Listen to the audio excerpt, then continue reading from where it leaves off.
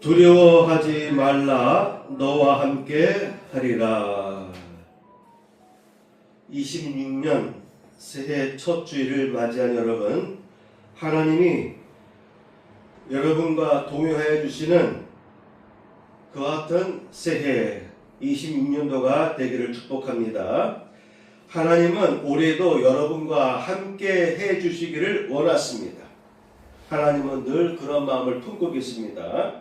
그러므로 올해에는 하나님이 함께하여 주셔서 놀라운 은혜와 복이 넘치도록 부어짐을 받는 복받는 주인공이 되기를 바랍니다. 그런데 복을 받는 주인공이 되기 위해서는 우리들이 해야 될 것이 있죠. 하나님과 함께하는 삶을 살기 위한 준비가 먼저 갖추어지도록 힘을 써야 한다라고 하는 것입니다. 충청권 지역에서 가장 크고 활기가 있던 도시는 공주하고 공주, 온양, 청주였대요. 생각해보세요. 조선시대까지만 해도 충청 남북도를 전체를 관할하는 관찰사가 바로 청주에 있었어요. 그렇죠? 철탑간 그 옆에. 저는 서울에서 내려왔기 때문에 이해가 안 됐어요. 아니 왜 관찰사가 청주에 있지? 저기 대전도 넓고 크고 그런데 충청 남북도를 관할하는 충청 관찰사가 어떻게 청주에 있는 거야 라고 생각했는데 저는 이 지역을 잘 모르니까요. 사람들의 얘기에 의하면 예전부터 공주, 청주가 충청권에서 대단히 중요한 곳이었다라고 합니다. 그런데 고속도로가 관통되면서 공주 지역도 그랬고 고속도로라든가 그렇죠? 고속도로가 관통되는 데 있어서 거부한 거예요. 철도도 마찬가지고 옛날 분들의 의식에는 도로라든가 철도가 가로지르면은 안 좋다라고 생각해서 그랬는지 각 지역에 있는 그 힘 있는 분들, 말빨 세신 분들 이런 분들이 거부했다고 합니다. 청주도 마찬가지죠. 그래서 지금 보면은 충청권에서 제일 큰 도시가 어디입니까? 대전이에요. 대전. 저는 대전밖에 모르니까. 그런데 예전에는 대전은 그냥 허허벌판 들판이었대. 허허벌판 들판이었는데 고속도로가 그쪽으로 관통되다 보니까 대전이 발전하기 시작했다. 그래서 충청권에서 제일 큰 도시가 현재 대전 아닙니까? 온양 같은 경우도 보면은 지금은 아산으로 이름이 바뀌었는데 온양을 하나의 동네로 전락했더라고요. 그쪽으로 도로가 뚫려야 되는데 그걸 거부하는 바람에 오히려 아산은 그냥 벌판이었는데 논밭 벌판이었는데 그쪽에 막 도시가 형성되고 온양은 어디 붙었는지 그저 동네 수준에 불과할 정도로 전락하고 말았습니다. 공주도 그렇죠. 예, 공주도 그 유명한 공주 지역이 아주 조그만한 지역으로 그렇게 낙후되어 있습니다. 최근에 청주와 제천 간의 도로가 자동차 전용 도로인가요? 자동차 전용 도로인지 일반 국도인지 모르겠는데 어쨌든 충주까지는 내가 열린 길을 타고 와봤어요. 그런데 중간에 신호등이 하나도 없더라고요. 교차로가 있으면 다 밑으로 내려가거나 뭐 우회전하거나 좌회전하거나 해서 신호등이 하나 없는 것을 봤어요. 그렇다면 자동차 전용도로 수준인데 언제 열리나 내년도 열리나. 그런데 제가 엊그제인가 2, 3일 전에 오창 가려고 쑥 길이 똑같아. 근데 보니까 아니에요. 양궁장으로 빠지는 거예요. 그게 연결됐더라고요. 작년 12월 크리스마스 전에 생각할 때는 내년 과연 2월 달에도 이게 연결되려나 했는데 며칠 전에 보니까 똑같아요. 오창으로 빠지는 그 길하고 코스가 비슷해. 근데 아니더라고. 양궁장으로 빠지는 길이에요. 이 도로가 제천까지 연결됐다고 합니다. 그렇다면은 기존 도로에서 증평과 음성 사이에 또 이렇게 지름길이 연결됐겠죠. 그래도 웬만큼은 옛날 길을 어느 정도 만났는데 음성 쪽에서는 문제가 생기더라고요. 음성에서 충주로 가야 되는데 음성 쪽을 거치지 않고 철도 있는 쪽으로 해서 가니까 길이 단축되는 것 같아요. 그런 일이 생기면 어떤 일이 벌어질까요? 기존에 도로변에 있던 가게들, 휴게소, 음식점, 카페라든가 주유소 이런 것을 운영하는 분들에게는 큰 타격이겠죠. 왜? 많은 분들이 빠른 길로 가기 위해서 글로 다니니까 옛날 길이 없어지고는 아닌데도 새로난 길로만 다니다 보니까 기존 거리에 있던 사람들은 경제적으로 되게 위험을 감수할 수밖에 없습니다. 그러니까 결국은 폐업할 수밖에 없겠죠. 손님들이 많이 오질 않으니까, 차가 많이 안 다니니까. 세계적인 경제와 안보와 정책 등의 변화가 일어날 때에 각 나라마다 쇼크가 일어나잖아요. 큰 위기에 봉착하게 되기도 하지 않습니까? 우리나라는 이미 IMF를 경험해 봤습니다. 불과 몇 년 전에는 코로나19로 인해서 전 세계가 팬데믹에 빠져가지고 대혼란을 겪기도 하였죠. 그리고 그 여파가 여전해서 특히 소상공인들에게는 그 피해가 여전히 진행되고 있다고 합니다. 대출을 해줬으니까 싸이자로 대출을 해줬지만 장사가 잘 안 되니까 원금을 갚으려면 힘들지 않겠습니까? 그러다 보니까 대출로 갚아야 될 돈은 계속 늘어나겠죠. 이처럼 시시각각으로 세상이 변모를 하기 때문에 그런 변화에 대해서 대처할 때에 우리가 늦거나 정보가 부족하거나 실패할 때에 각 나라의 많은 사람들이 어려움을 겪게 되기도 합니다. 근데 이러한 패턴은요, 오늘날만 있는 것이 아니더라고요. 고대에도 마찬가지입니다. 고대에도 이와 같은 급변하는 변화는, 세계 정세의 변화는 끊임없이 일어났습니다. 그러므로 이런 위기적인 상황은 언제든지 우리에게 노출될 수가 있기 때문에, 그래서 우리 크리스찬들은 하나님을 붙잡고 나가야 돼요. 하나님과 동행하면서 나아가는 것이 대단히 중요한 지혜다라고 우리는 생각해야 됩니다. 급변하는 상황에 처한 상황에서 여호수아도 똑같은 상황에 처해 있었습니다. 지금까지는 리더자 모세가 끌고 갔기 때문에 밑에서 열심히 따라만 가면 됐어요. 지시하는 대로, 시키는 대로 순종하기만 하면 모든 일이 잘 풀렸습니다.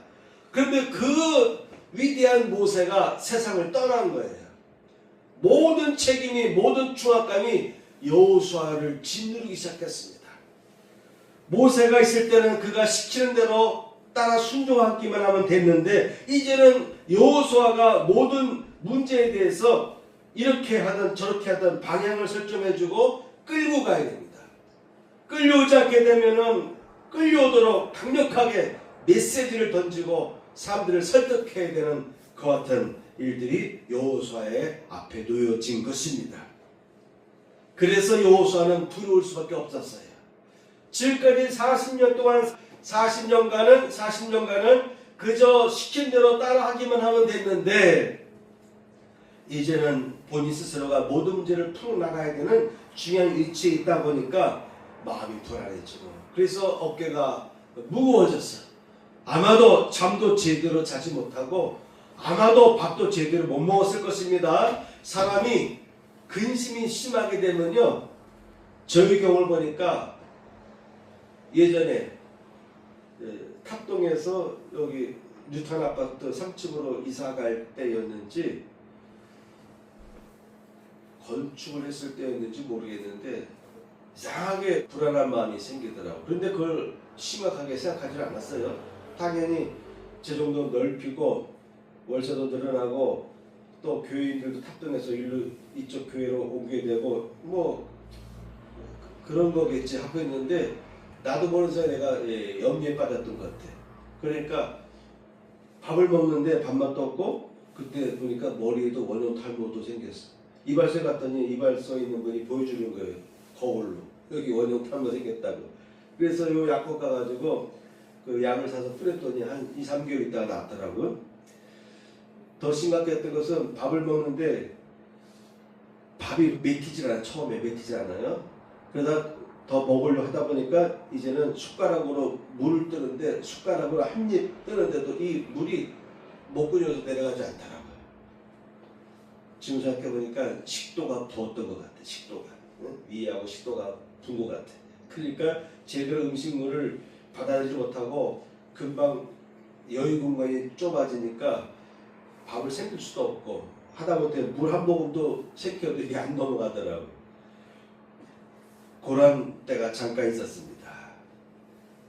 이 여호수아가 혼자 이스라엘 백성들을 끌고 가야 되는 상황이 벌어지니까 그 역시 얼마나 여러 가지 신체적으로 정신적으로 압박을 받았겠습니까?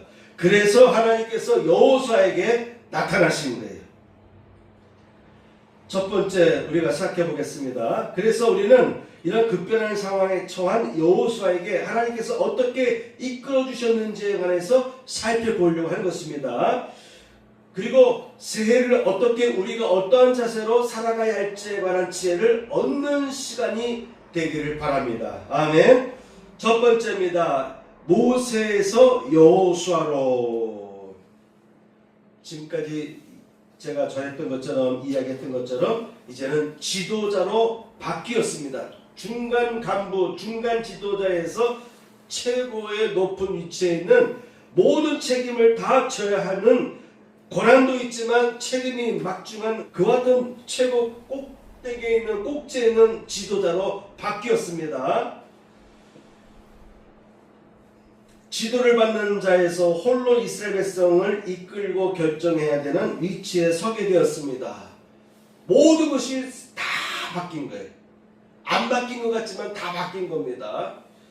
그래서 여호수아에게는 엄청난 변화가 일어난 거예요. 두 번째, 이미 준비된 사람이었다. 여호수아는 이미 준비되었다라고 하는 것입니다. 이미 준비되었습니다. 여호수아 본인은 새로운 변화에 대해서 매우 혼란스럽게 여겨서 아마도 밥도 제대로 못 먹었을 거예요. 살도 쭉쭉쭉 빠졌을 것입니다. 잠도 제대로 이룰 수가 없었고 사람들을 만나도 마음속에서 근심 걱정이 떠나질 않았을 거예요. 겉으로는 웃을 수밖에 없지만 속에서는 두려움과 염려에 빠져가지고 끝임없이 그의 마음은 평안이 없었을 것입니다.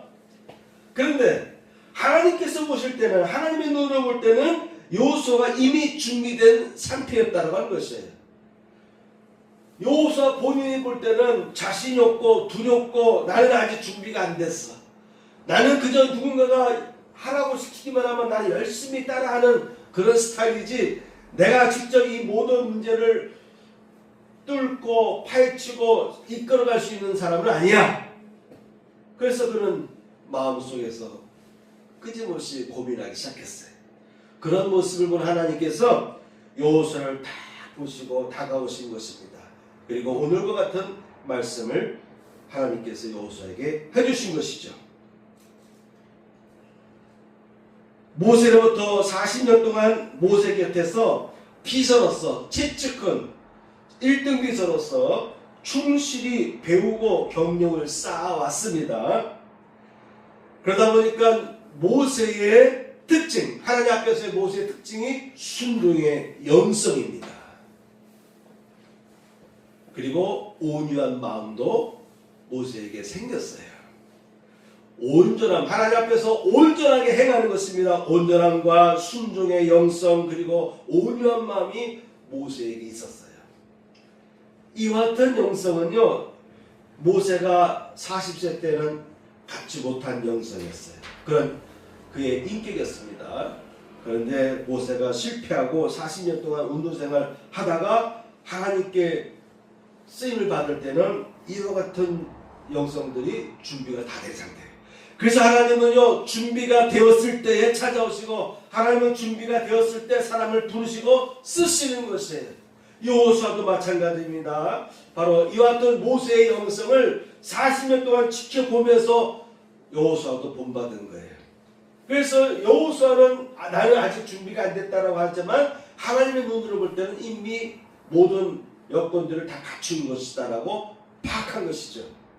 그래서 여호수아를 부르신 것입니다. 다혈질이고 즉흥적으로 분노하던 모세가 매사에 점점점 그가 다혈질적이던 사람이 좀 더 참고 흥분하고 분노하고 그래서 이집트 사람을 쳐 죽이기도 하고 했던 이 모세가 끊임없이 그가 마음을 단련하고 변모시켜서 철저하게 흥분하지 않는 상태로 바뀝니다. 광야 40년을 지나갈 때 모세가 한번 이 분노를 삭히지 못하고 지팡이를 땅에 치는데 반석을 치는데 단지 순수한 믿음으로 하나님의 기적이 일어날 것을 바라보고 친 것이 아니라 홧김에 화도 있었던 거예요. 이스라엘 백성들이 계속해서 원망하고 죄짓고 죄지니까 화가 치밀어가지고 그러니까 지팡이로 반석을 내려칠 때에 화도 품고서 내려칩니다. 그래서 모세가요 가나안 땅에 못 들어가게 됐습니다. 그렇게 40년 동안 마음을 갈고 닦고 그리고 또한 광야를 여행하면서도 화가 치밀을 때 그거를 억제해야 되는데 모세도 그걸 넘지 못했어요. 그 분노를 삭히지 못했어요. 그러나 우리가 볼 때는 나름대로 모세는 많이 변화된 사람이었습니다. 그 조그만 틈도 하나님은 허용하지 않으시고 모세야 너는 가나안 땅에 들어가지 못할 것이다 라고 했어요. 그런 것을 다 봤기 때문에 여호수아는 다 본받은 것이죠. 온전함과 순종의 영성이 여호수아에게 이미 다 체질화되어 있었습니다. 여러분의 마음속에 순종과 온순함이 완전히 몸에 체질화되어 있길 바랍니다. 사람에겐 다들 나름대로의 약점이 있어요. 그래서 그 부분을 누군가가 타치하잖아요. 그럼 참지 못해요. 다른 건 다 참는데 그 약점이 있는 몇 가지에 대해서 누군가가 나를 건드리면 내 신경을 건드리면요 참지 못해요. 그래서 화를 내게 되고 말이죠. 뭐 집어 던지기도 하고 심하면은 상대방에게 위협을 가하기도 하는 것입니다. 그런데 그런 것들조차도 억누를 수 있어야 되고 잠재울 수 있어야 됩니다. 그리고 모세가 늘 하나님과 만날 때에 깊이 기도하는 모습을 지켜봤어요. 수행비서였으니까 그걸 지켜봤잖아요. 어느 날을 보니까는요 모세가 하나님과 깊은 대화를 하고 나서 그가 내려갑니다. 그런데 여호수아는 모세가 내려갔음에도 불구하고 그 자리를 떠나지 않고 있습니다. 그래서 여호수아는요 기도의 영성을 사모했어요. 그리고 그 사모함이 얼마나 강했는지 모세가 기도를 마치고 내려가면도 불구하고 여호수아는 떠나지 않냐고 그 자리에 떠나지 않냐했습니다. 출애굽기 33장 11절 보면 사람이 그 친구와 이야기한 같이 여호와께서는 모세와 대면하여 말씀하시며 모세는 진으로 돌아오나 그 수종자 눈의 아들 청년 여호수아는 회막을 떠나지 아니하니라. 하나님의 회막 앞에서 떠나지 않냐고 계속해서 여호수아도 기도했던 것입니다. 여러분 기도가 중요한 거예요. 충성심을 볼까요? 여호수아는 모세의 깊은 영성을 본받았고 또한 충성심을 본받았는데 내 말을 들으라. 너희 중에 선자가 있으면 나 여호와가 이상으로 나를 그에게 알리기도 하고 꿈으로 그와 말하기도 하거니와 내 종 모세와는 그렇지 아니하니 그는 나의 온 집에 충성되니라. 그와는 내가 대면하여 명백히 말하고 은밀한 말로 아니하며 그는 또한 여호와의 형상을 보겠거늘 너희가 어찌하여 내 종 모세를 비방하기를 두려워하지 아니하느냐. 이 정도로 하나님은 모세를 인정했습니다. 깊은 긴밀한 관계를 유지할 뿐만 아니라 하나님 앞에 온전히 충성하는 모세였습니다. 민수기서 14장 24절 말씀에 보면은 그러나 내 종 갈렙은 그 마음이 그들과 달라서 나를 온전히 따랐은즉 그가 갔던 땅으로 내가 그를 인도하여 드리리니 그의 자손이 그 땅을 차지하리라. 모세를 따라 섬기던 두 인물이 있었죠. 여호수아와 갈렙입니다. 이들은 다 모세에게서 본받은 것이 있었습니다. 하나님의 법을 따르는 데 있어서, 하나님의 말씀을 따르는 데 있어서 그들은 온전히 따랐다고 하는 것이죠. 하나님의 말씀을 온전히 따르는 것을 본받는 것이 중요합니다.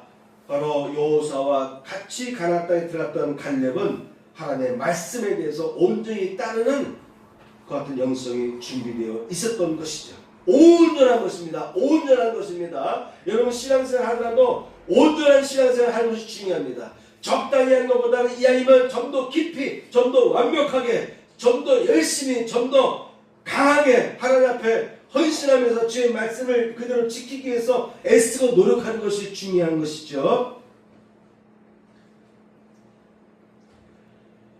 민수기서 12장 3절 말씀에 보면은 이 사람 모세는 온유함이 지면의 모든 사람보다 승하더라. 땅에 있는 모든 사람보다 그의 온유함이 높았다. 반석을 칠 때 마지막 그가 실수했던 것은 반석을 칠 때 화가 치밀으니까 분노 섞인 가운데 지팡이로 반석을 쳤는데 그거 하나 외에는 그가 늘 마음에 온유함을 품었다라고 하는 것입니다. 40대 이후부터 40년 동안 그가 호렙산에 머물면서 그의 마음을 다듬어서 그가 온유한 마음을 품었다라고 하는 것입니다. 하나님은 사람을 부르시고 쓰실 때에 그에게 축복하실 때에 그의 온유함을 보시는 거예요. 시편 37편 11절에 보면은 온유한 자들은 땅을 차지하며 풍성한 화평으로 즐거워하리로다. 다윗이 이와 같이 읊었습니다. 시편 76편 9절에는 곧 하나님이 땅의 모든 온유한 자를 구원하시려고 심판하러 일어나신 때로다 라는 말이 있습니다. 하나님께서 땅의 모든 온유한 자를 구원하시려고. 우리 크리스찬들은요 온유함이 몸에서 뿜어져 나와야 됩니다. 건드려도 화를 벌컥 낼 것이 아니라 좀 참을 수 있어야 됩니다. 딜레이라는 용어가 있어요. 딜레이. 전자제품에도 보면 딜레이 시키는 부품들이 있어요. 우리의 마음을 좀 욱 하는 마음이 생기더라도 좀 서운해도 화가 치밀어도 좀 참을 수 있는 이런 지혜가 필요하겠습니다. 온유함입니다. 온유함입니다. 예수께서도 말씀하십니다. 나는 마음이 온유하고 겸손하니. 하나님께 쓰시는 사람들 보게 되면 첫째 마음이 온유한 게 중요한 거예요. 성경 말씀을 많이 하는 것도 중요하겠지만 기도생활을 많이 하는 것도 중요하지만 그 전에 마음의 댐댐이 인격이 대단히 중요합니다. 예수께서 말씀했습니다. 나는 똑똑하다 이런 말 하지 아니하시고 나는 마음이 온유하고 그리고 겸손한 자다. 그러니 나의 멍에를 메고 내게 배우라. 그리하면 너희의 마음이 쉼을 얻으리니 이는 내 멍에는 쉽고 내 짐은 가벼움이라 하시니라. 사도 바울도 말합니다. 에베소 4장에서 모든 겸손과 온유로 하고 오래 참음으로 사랑 가운데서 서로 용납하고 평안에 매는 줄로 성령의 하나 되게 하신 것을 힘써 지키라. 예수님도 나는 마음이 온유하고 겸손하니. 사도 바울도 말합니다. 모든 겸손과 온유로 해라. 그리고 오래 참음으로 사랑 가운데서 해라. 사도 바울의 사랑론을 보게 되면은 사랑은 오래 참는 것이다. 온유한 것이다. 인내하는 것이다. 이런 말들을 풀어서 사랑을 설명하고 있어요. 사랑이 있게 되면 참게 되는 거예요. 인내하게 되는 것입니다. 자녀가 잘못해도 참아주고 기다려주는 마음이 생겨요. 왜? 사랑하는 마음이 있기 때문에. 사랑이 있으면요 온유한 마음과 인내하는 마음과 참는 마음이 생기게 되어 있습니다. 예수님께서 강조하셨습니다. 나는 마음이 온유하고 겸손한 자다. 그러니 내게 배워라. 베드로도 이와 같이 말합니다. 오직 마음에 숨은 사람이란 말은 뭐냐면 속사람, 겉사람이 있고 속사람이 있습니다. 신약적으로 말하면 의식의 단계와 무의식의 단계로 볼 수가 있어요. 그래서 마음에 숨은 사람, 그러니까 의식 갖고는 안 되는 거예요. 머리로는 생각할 때는 내가 이것을 범하면 안 되는 거예요. 이것을 행하면 안 된다는 걸 알아요.